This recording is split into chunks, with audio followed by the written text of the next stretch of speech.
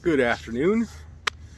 This is a follow-up story to the candy incident. So if you haven't seen the candy incident, go back and watch that story real quick. It's short. Watch that before you watch this one, please. This story will make a lot more sense. So we left off with the 2-year-old with a hole in his head, and the oldest child and I laughing profusely. But then we had to, take care of the child. And it became obvious that I was going to have to take him to the hospital to get looked at. And I had to call the ex-wife because being a new single parent, I didn't realize, I need the insurance card. And between the two of us, she was the only one who could get a job with benefits. So I had to call her. She had to bring the insurance card over. She was on her way out of town and ended up giving me the wrong insurance card.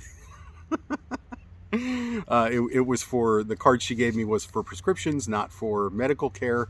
Isn't that wonderful? The 2-year-old cannot get medical care because I have the wrong card. America, isn't it wonderful? Anyway. So I have to take the kid to the emergency room. We sit not very long in the emergency room, thankfully.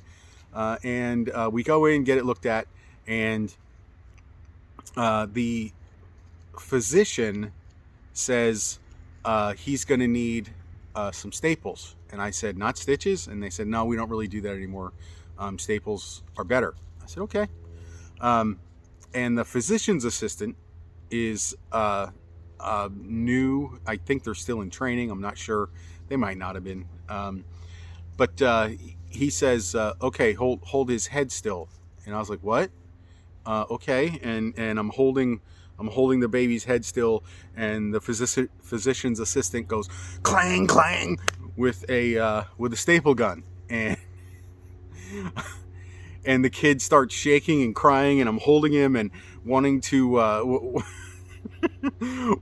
wanting to beat the hell out of the physician's assistant, and holding the child, just trying to let the child know, I'm so sorry, I love you, you're okay, and and I'm furious. I want to hurt this person who just surprised my kid by putting staples in his head.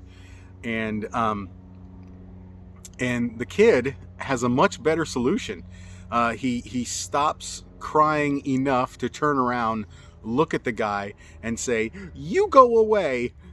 And it was a really important lesson that I learned from my children. I've learned a lot of important lessons from them, but this one really stuck with me because he had a much better solution than I did to the situation.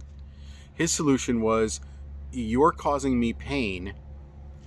I just want you out of my life. Instead of, you're causing me pain, so I'm going to get violent with you.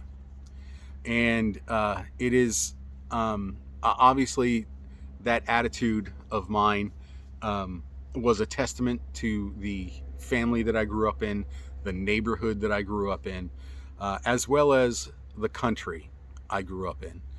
We are probably the most violent country in the history of the face of the earth. But my 2-year-old taught me there's another way. Have a great day.